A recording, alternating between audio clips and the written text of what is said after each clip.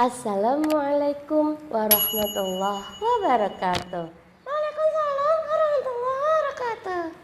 Hai teman-teman soleh-solehah yang ada di rumah, bagaimana kabarnya hari ini? Semoga dalam keadaan sehat walafiat.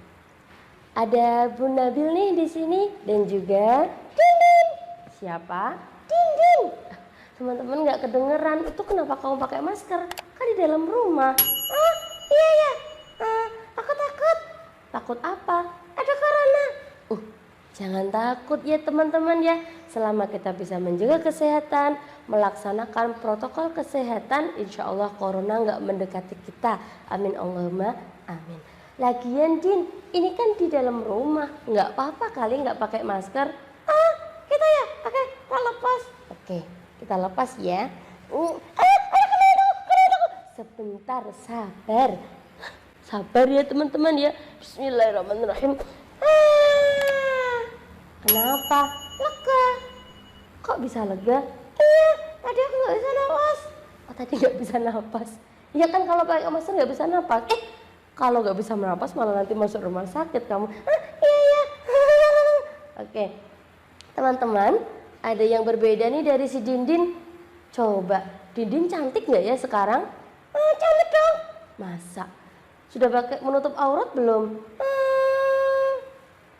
Belum. Belum menutup aurat berarti sudah cantik belum? Enggak.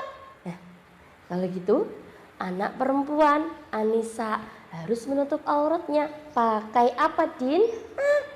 Pakai peci. Bukan pakai peci. Peci itu untuk Arijal, untuk laki-laki. Kalau perempuan pakai kerudung. Betul sekali. Dindin, yuk pakai kerudung yuk. Aku udah cantik. Jangan ngagetin. Alhamdulillah, Dindin sudah cantik, sudah pakai jilbab. Din, kali ini kita mau ngapain ya, Din? Nyanyi. Mau nyanyi? Nyanyi apa? Jalan-jalan. Jalan-jalan. Gimana kalau nyanyinya jalan-jalan ke Mekah? Oke. Teman-teman bisa nyanyi lagu Jalan-jalan ke Mekah? Saya mau ke Mekah berkeliling-keliling Ka'bah. Bisa? Bisa dong. Dindin bisa. Coba kita sama-sama ya. 1, 2, 3. Saya mau ke Mekah berkeliling-keliling Ka'bah sambil baca talbiyah dan wukuf di Arafah, lalu melempar jumroh ula wusta akobah, sa'i dari Safa ke Marwah. Lama sekali mangapnya, jangan lama-lama ya. Begitu lagunya. Nah, kali ini cerita yang akan disampaikan Bu Nabil dan Dindin tentang jalan-jalan ke Mekah dan juga berkisah tentang hewan pengganti. Hewan pengganti? Itu? Hewan pengganti ciri-cirinya adalah dia berkaki 4. Aku tahu. Apa? Kucing. Belum selesai. Hewan pengganti berkaki 4 suka makan rumput dan suaranya Didin tahu? Apa? Kok sa? Kambing. Betul sekali. Bagaimana kisahnya? Teman-teman siap mendengarkan? Siap. Tapi teman-temannya di mana? Teman-teman itu di rumah nonton di belakang layar HP, Din. Kita ya? Luar biasa. Kok luar biasa? Rana saya nonton.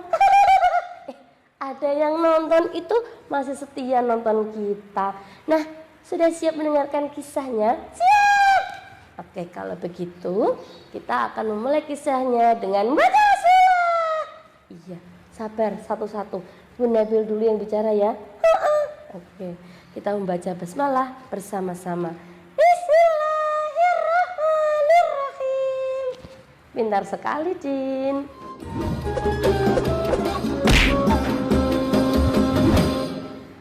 Kisah ini bermula dari seorang ayah dan juga seorang nabi utusan Allah Subhanahu wa taala yang usianya sudah sangat tua. 98 tahun. Betul, 98 tahun usianya. Dia bernama Nabi Ibrahim alaihissalam. Nabi Ibrahim alaihissalam mempunyai seorang istri bernama Bunda Hajar. Bunda Hajar namanya. Tapi Nabi Ibrahim dan juga Bunda Hajar sudah lama belum mempunyai keturunan. Nabi Ibrahim ingin sekali mempunyai anak. Lalu Nabi Ibrahim dan Bunda Hajar senantiasa berdoa kepada Allah Subhanahu wa taala agar Allah memberikan keturunan untuk beliau. Dan teman-teman, Allah Maha Pengasih juga penyayang. Maka doa Nabi Ibrahim menginginkan seorang anak, seorang putra dikabulkan oleh Allah Subhanahu wa taala. Saat itu Bunda Hajar melahirkan seorang bayi laki-laki bernama Ismail. Betul, bernama Ismail. Hari demi hari semenjak kelahiran Ismail kecil, Nabi Ibrahim hanya memperhatikan Ismail saja. Saking sayangnya, saking cintanya Nabi Ibrahim kepada Ismail kecil, Nabi Ibrahim selalu berada di samping Ismail. Oh gitu ya? Iya, Nabi Ibrahim sangat menyayangi anaknya. Semua orang tua yang ada di dunia ini pasti menyayangi anaknya. Iya. Hewan aja juga saling menyayangi kan? Induk hewan pasti menyukai anaknya. Iya betul. Kita lanjut ya ceritanya. Hari demi hari perasaan sedih meninggalkan Ibunda Hajar dan juga Ismail kecil dalam sebuah padang pasir yang tidak ada rumah, tidak ada orang, bahkan tidak ada air. Panas teman-teman, terik menyambar kemana-mana. Hari demi hari berlalu, bekal yang sudah dibawa mulai habis. Ismail kecil yang sudah mulai kelaparan dan kehausan menangis teman-teman. Itu ya nangisnya. Betul sekali. Sudah, nggak usah banyak nangis. Cukup tadi nangisnya ya. Iya, maaf. Ismail kecil mulai menangis teman-teman. Bunda Hajar kebingungan. Akhirnya Bunda Hajar mencari air untuk diminumkan kepada Ismail kecil, berlari dari bukit ke bukit. Namanya adalah Bukit Safa dan Bukit Marwah. Berlarinya sebanyak 7 kali. Bukit Safa, Marwah, Safa, Marwah. Berulang kali sampai 7 kali. Maka peristiwa di mana Bunda Hajar mencari air untuk Ismail kecil diabadikan dalam rukun haji bernama sa'i, yaitu berlari-lari kecil dari Bukit Safa ke Bukit Marwah. Tapi dalam mencari air itu Bunda Hajar sama sekali tidak mendapatkan air teman-teman. Allah Maha Pengasih, Allah Maha Pemurah, Allah Maha Pemberi rizki. Air yang dicari-cari Bunda Hajar ternyata muncul di bawah kaki mungil Ismail kecil. Ketika itu Ismail menangis dan menghentakkan kakinya ke tanah sebanyak 3 kali. Gimana? Betul sekali, menghentakkan kakinya 3 kali. Masya Allah, mukjizat Allah turun kepada Ismail kecil. Airnya muncul di bawah kaki mungilnya. Air itu disebut air Zam-Zam, yang bahkan sampai detik ini tidak pernah habis, tidak pernah kering, tidak pernah kotor, masih dalam keadaan suci dan bisa diminum semua umat manusia yang ada di bumi ini. Bahkan tidak hanya manusia, makhluk Allah seperti hewan, tumbuhan juga bisa merasakan air Zam-Zam itu. Aku pernah minum air Zam-Zam. Iya, dari mana air Zam-Zamnya? Dikasih. Siapa yang ngasih? Simba dari berangkat haji. Iya, biasanya air Zam-Zam itu sebagai oleh-oleh berangkat haji atau umroh. Karena di sebuah padang pasir yang tiba-tiba ada airnya, padang pasir yang awalnya sangat gersang, tidak ada penduduk dan juga tidak ada rumah-rumah, karena ada sumber air, banyak sekali para musafir atau orang-orang yang sedang melakukan perjalanan jauh singgah di padang pasir itu teman-teman. Walhasil tahun demi tahun berlalu, padang pasir yang sangat gersang menjadi tempat yang sangat ramai. Ditanami banyak sekali tanaman dan juga banyak rumah-rumah yang dibangun, bahkan ada yang berupa tingkat-tingkat juga. Sekarang padang pasir itu disebut kota Makkah. Betul sekali, padang pasir itu disebut kota Makkah. Setelah Nabi Ismail beranjak remaja, Ibrahim yang melakukan Nabi Ibrahim mendapatkan perintah kembali oleh Allah melalui mimpinya. Melalui mimpi? Iya, melalui mimpinya. Pada saat itu Nabi Ibrahim bermimpi bahwa Allah menyuruh Nabi Ibrahim untuk menyembelih anak kesayangannya Ismail. Disembelih, kasihan. Belum selesai ceritanya, dengerin dulu Dindin. Iya, maaf. Gak sabaran sih Dindin ya. Ya sudah, satu kali mimpi itu teman-teman. Dua kalinya mimpinya terulang lagi. Allah menyuruh Nabi Ibrahim untuk menyembelih Ismail. Tapi Nabi Ibrahim merasa bahwa mungkin itu mimpi dari setan. Bisa saja loh mimpi kita bisa dipengaruhi oleh setan ataupun memang petunjuk dari Allah. Lalu Nabi Ibrahim berdoa biar dikuatkan hatinya. Apakah mimpi itu benar ya Allah darimu ataukah dari setan? Ketiga kalinya Allah memberi jawaban melalui mimpi Nabi Ibrahim. Apa itu mimpinya? Tetap sama, bahwa Nabi Ibrahim diperintah Allah untuk menyembelih Nabi Ismail. Oh gitu ya? Iya. Terus dilaksanakan nggak Bu Nabil? Dilaksanakan tidak ya? Nabi Ibrahim, nabi yang sangat taat, nabi yang sangat penyabar, dan juga nabi yang sangat menyayangi keluarganya. Seketika itu Nabi Ibrahim bertemu dengan Ismail. Disampaikanlah apa yang menjadi mimpi dari ayahnya itu. Wahai anakku Ismail, ayah bermimpi nak. Ayah mendapatkan petunjuk bahwa Allah memerintahkan ayah untuk menyembelihmu. Apakah Nabi Ismail marah? Apakah Ismail sedih? Tidak teman-teman. Ismail adalah anak yang dididik sejak kecil untuk mengenal Allah, untuk taat kepada Allah, untuk beribadah kepada Allah, tidak mempunyai rasa sedih sedikit pun karena itu adalah perintah dari Allah. Maka Ismail menjawab, wahai ayahku, jika memang itu adalah perintah Allah, maka aku rela ya, aku ikhlas engkau sembelih. Seketika itu Nabi Ibrahim sangat mensyukuri memiliki Ismail. Bersyukur kepada Allah bahwa Ismail tumbuh menjadi anak yang sangat taat kepada Allah.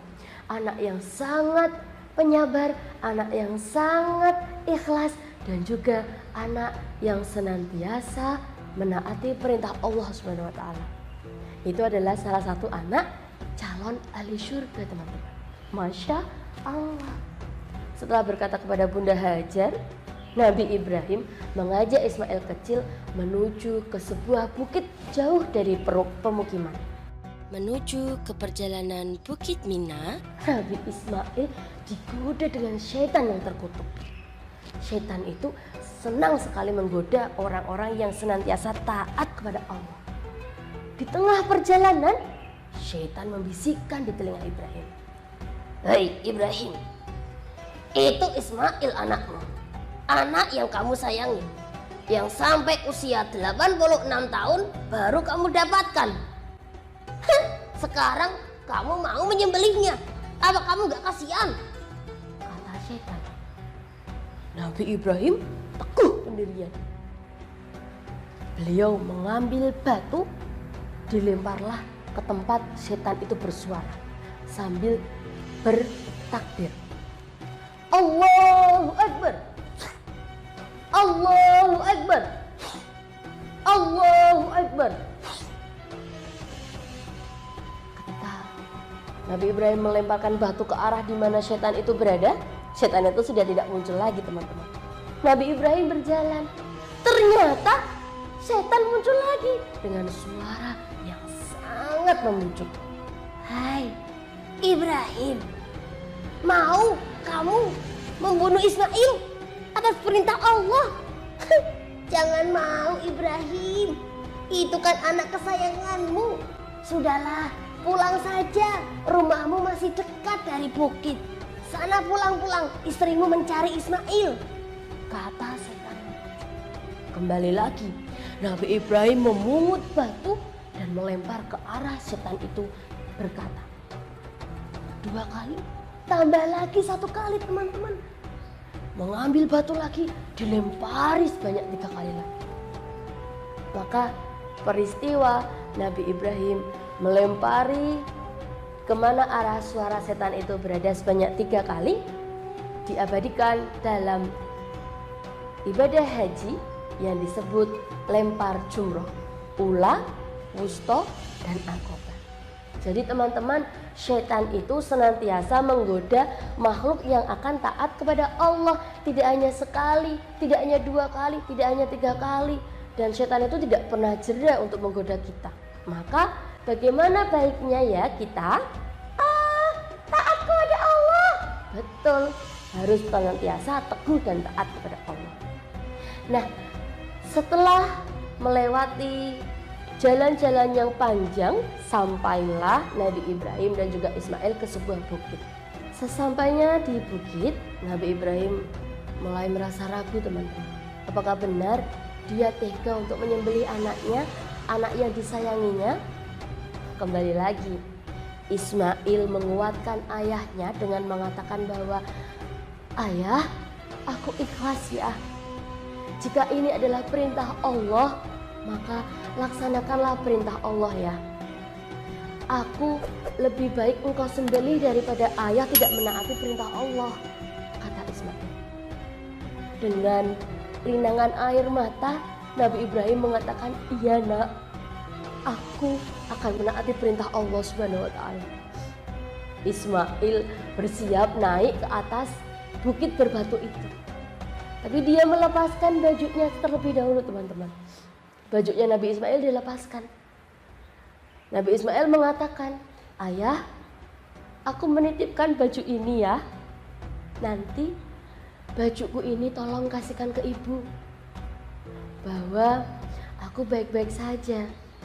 Aku di sini menaati perintah Allah dan insya Allah kita akan bertemu di surga, kata Ismail. Nabi Ibrahim menangis kembali teman-teman. Kemudian Ismail mengatakan kepada Nabi Ibrahim bahwa, ayah, tidurkan aku miring ya. Engkau jangan melihat wajahku. Aku tahu jika ayah melihat wajahku, maka ayah akan ragu-ragu dalam menyembelihku.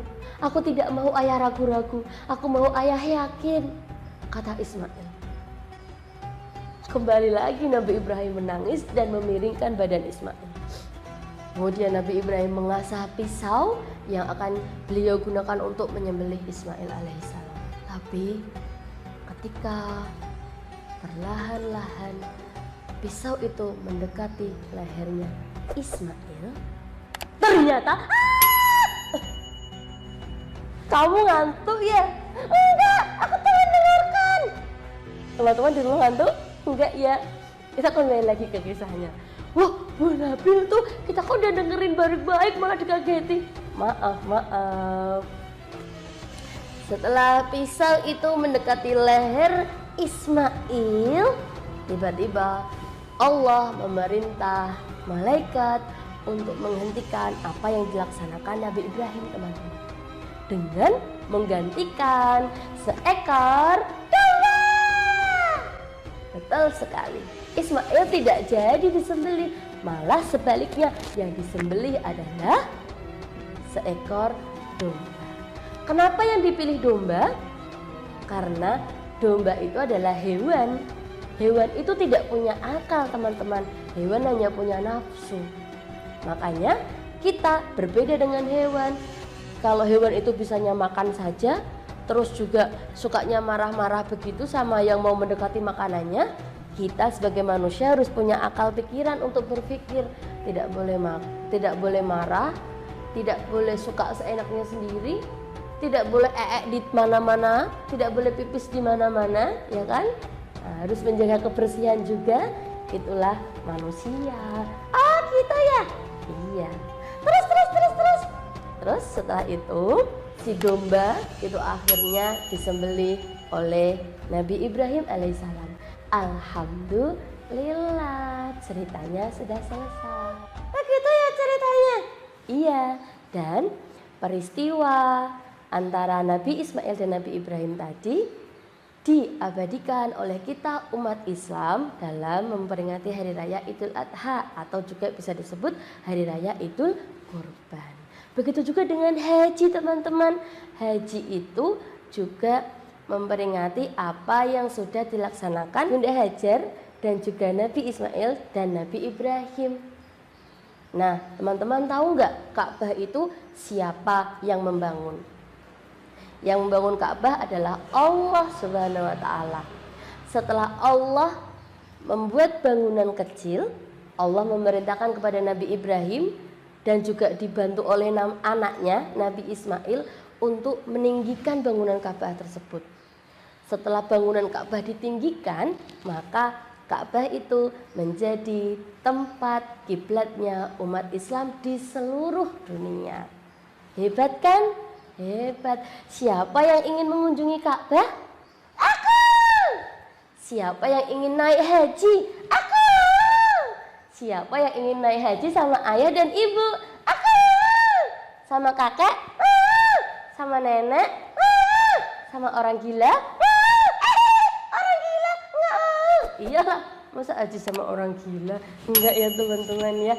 Bu Nabil doakan semoga teman-teman yang mendengarkan kisah ini senantiasa dimudahkan Allah dalam melaksanakan ibadah kurban. Semoga kita semua dimudahkan oleh Allah dalam menerima panggilannya menuju ke Makkah Mukarramah dan Madinah Al-Munawwarah untuk melaksanakan ibadah haji dan umroh. Amin Allahumma amin.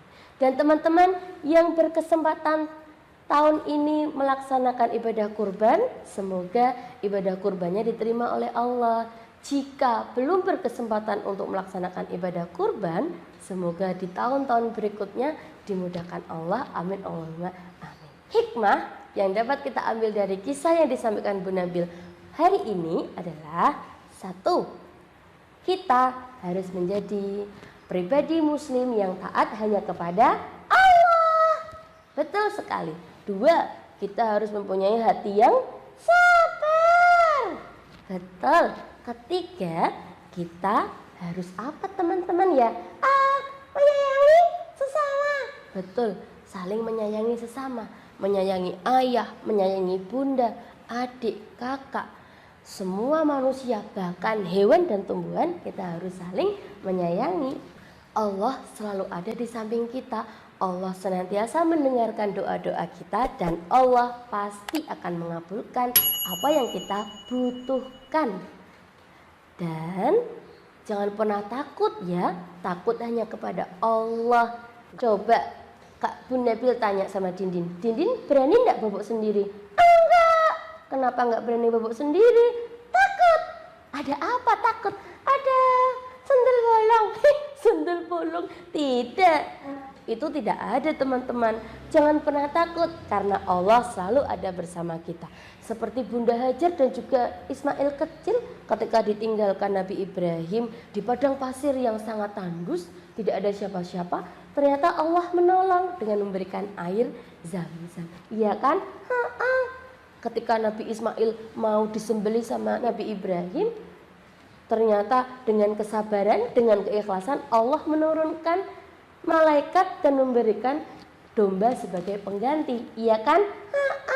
Nah, begitu kisah dari Bu Nabil. Mohon maaf dalam kisah hari ini jika ada salah. Bu Nabil akhiri. Sampai jumpa. Aku juga sampai jumpa. Iya, Dindin juga sampai jumpa. Wassalamualaikum warahmatullahi wabarakatuh.